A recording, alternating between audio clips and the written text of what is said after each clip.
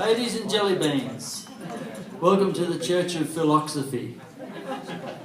Pastor Clough has passed on, as you know.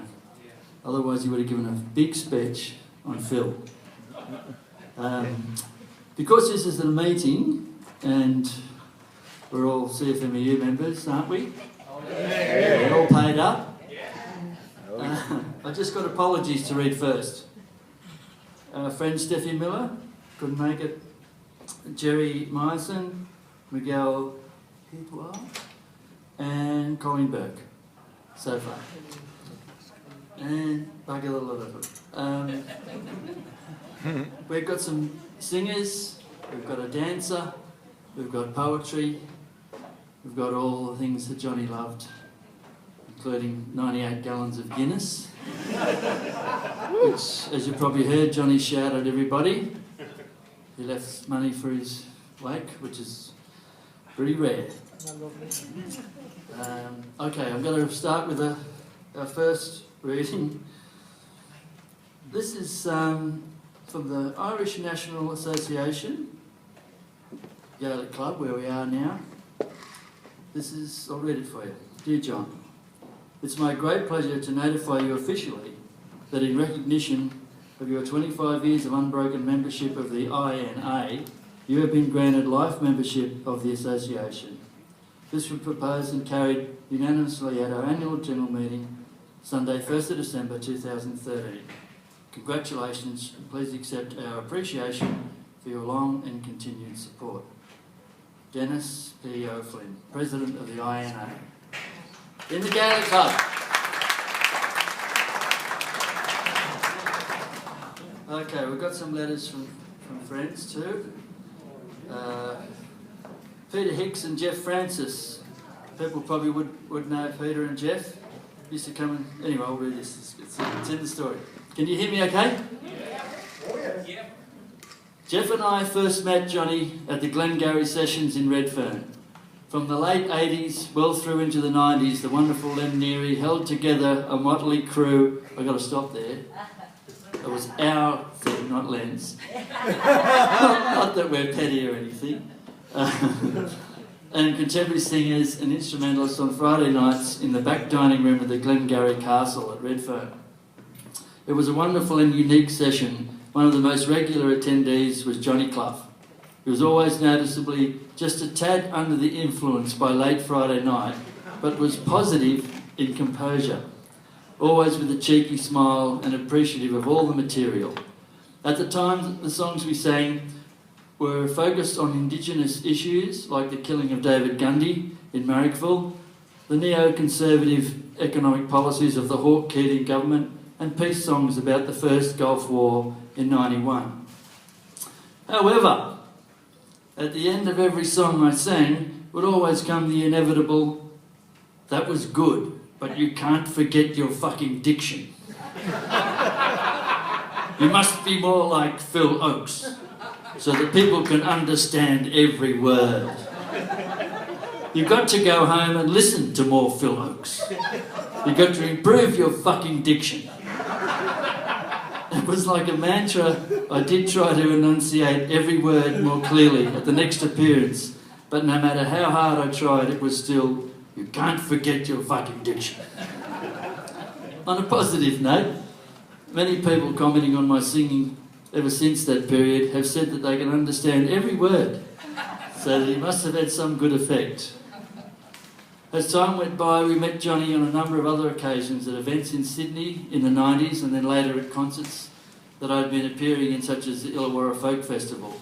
We noted the press he received in the last couple of years for being on site at the Opera House to see the singing of Paul Robeson, and were super pleased for Johnny to receive this publicity.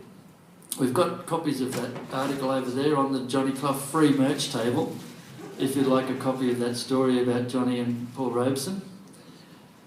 To receive this publicity. A major link to folk history has passed, but a great legacy has been left in his support for songs and singers that make a difference. Singers like Phil Oakes, Vale Johnny Clough, Peter Hicks and Jeff Francis.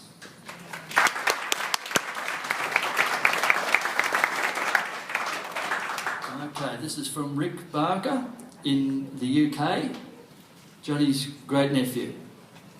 I just saw the sad news of my great uncle John passing.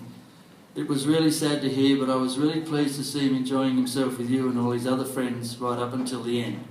My mum Joyce, John's niece, died at the end of February, and a funeral is this Wednesday. I know John was informed of a passing by my uncle Stuart. I like to think that they're about to meet up in the spirit world and reconnect with my granddad Bill Clough, John's brother, and my nana and the other that went before them. Here are a couple of photos of them when they last met up. They were visiting me at my old business, and the red bus you can see is where we used to put on live music sessions occasionally, filming them and making live performance videos. It was our mutual love of music that led to John telling me about you, and then we became friends on FB. I don't know what that is. You probably remember Smiley Ferret.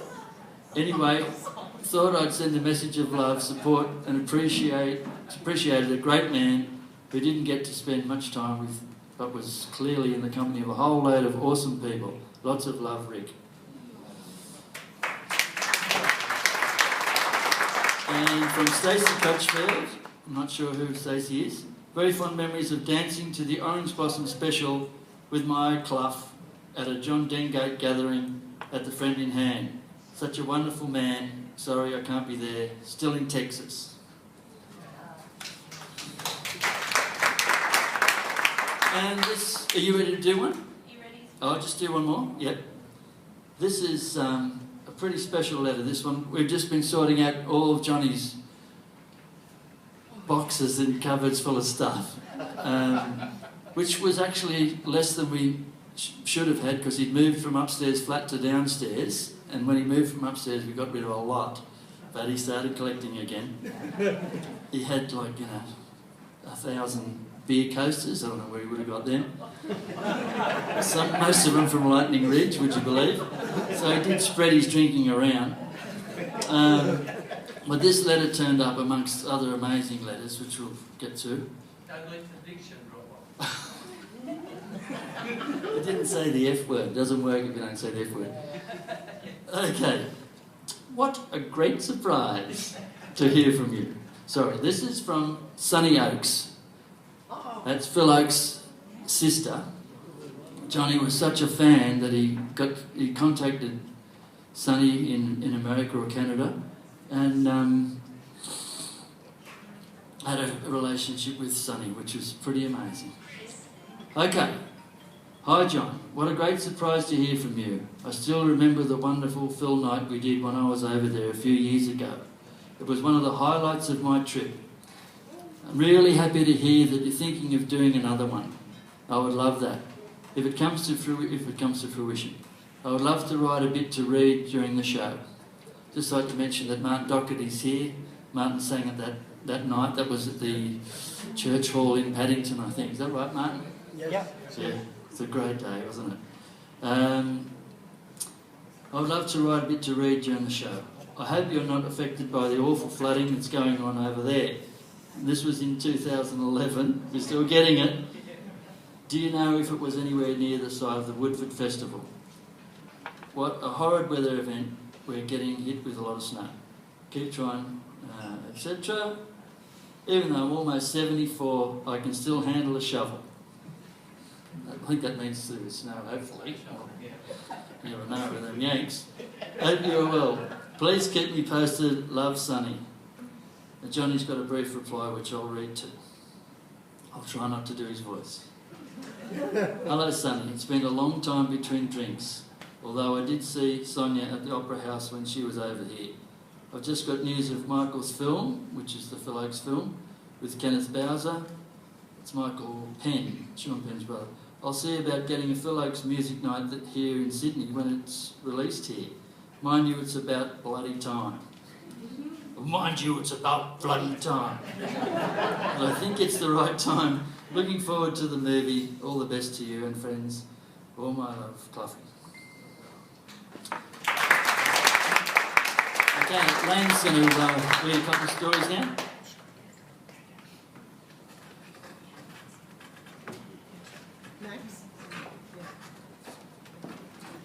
Hello everyone. very important business going on over there. The food's coming up very shortly. So I've got a couple of little letters. This one's from the UK. So this is from previously mentioned Stuart Clough. So he's Johnny's nephew, also known as James Clough. So there's a little bit here, just a little bit of history for you. John was named after his dad, John Clough, born in 1849 in Durham. He left England for America, the ship being called the City of Richmond. It left Liverpool for New York in August 1877. In the 1901 census, Johnny Clough Sr. was in England with 7 kids, with 2 of them born in the USA. So this is a note from him. My thoughts for Uncle John have not been that often as often as yours may have, and my excuse is that we live thousands of miles away. Pat, which is his wife, and I are grateful to people like my Uncle John who have donated their body to research, to help others even when he is not here in person. I think it is a very noble and excellent thing to do, still helping others when he is not able to be here physically and spiritually himself. This is his little note, tribute. The world is made up of many amazing things. There are lots of questions that may never be answered in our lifetime, but if there is one certain thing we know as a fact, and that is that people die, and that is life. How do you measure a person's success in life? How much money they have in the bank, their assets, what have they done, where have they been? Or will they be remembered long, long after they have gone as the person that you knew? When kind people die, they leave a gap in our lives. There are others who sadly are never missed. John, however, has left a gap in everyone's life he knew or came in contact with, and his memory will live with us for a long time to come. Grief is the price that we pay for loving. The more that you love, the more you pay. Those of us that can love are the lucky ones, as it can touch something that perhaps no one else can. God bless John Clough. And by the way, I'm finally going to join the revolution and man the barricades, but after I've had my cup of tea.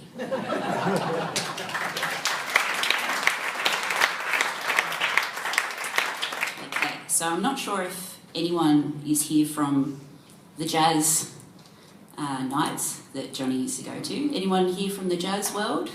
I think a few of those might have already gone up to meet Phil before Johnny got there. But he loved his jazz and he loved dancing, and you would have seen him dancing whenever he had the chance and to whatever music was on, usually. So this is a letter from his friend Daryl Shute, who was an amazing, still is an amazing piano player, but he and his wife Trish couldn't come along today. Okay, so from Daryl. Trish and I met Cloughie for the first time at the Strawberry Hills Hotel in Surrey Hills in the early 2000s. We used to regularly attend the jazz sessions on the Saturday afternoons, and there was always this guy sitting on his own in a good position, of course, right up the front, to enjoy the music and his much-loved Guinness. His table was always pretty close also to the bar. It was always a short hello and not much conversation until I got the courage one day to get up on stage and sing a few songs. John, as we called him back then, was a huge encouraging support to my performances. I will always thank him for that. Later on, I formed a young jazz band called 6 Degrees, made up of my talented students, and he would come along and check them out at Coogee. 6 Degrees even played at his 80th birthday bash right here in the Gaelic Club, so quite a few of you might have seen them. Much later, Cloughie attended our Christmas concerts that we held from the balcony of our home in Randwick. They would close off the street for these parties. I remember driving him home in a storm one afternoon, and a flash of night lightning nearly cleaned us up at the traffic lights near Cleveland Street. A few years ago, he came to the Paddington RSL to see another jazz band that I formed with some older students called Sax Appeal. He requested the song My Way that night, which I was happy to sing for him, even though it's a big song for any singer. We used to play various venues around town, always with Johnny in attendance. He would find us wherever we went. It was always great to see him turn up. He had that irresistible cheeky grin on his face and always brought good vibes just with his presence. The world needs a lot more Cloughies in it. He will be sorely missed. Lots of love, and lots of memories of our beautiful times. Love you, comrade, from Daryl and Trish.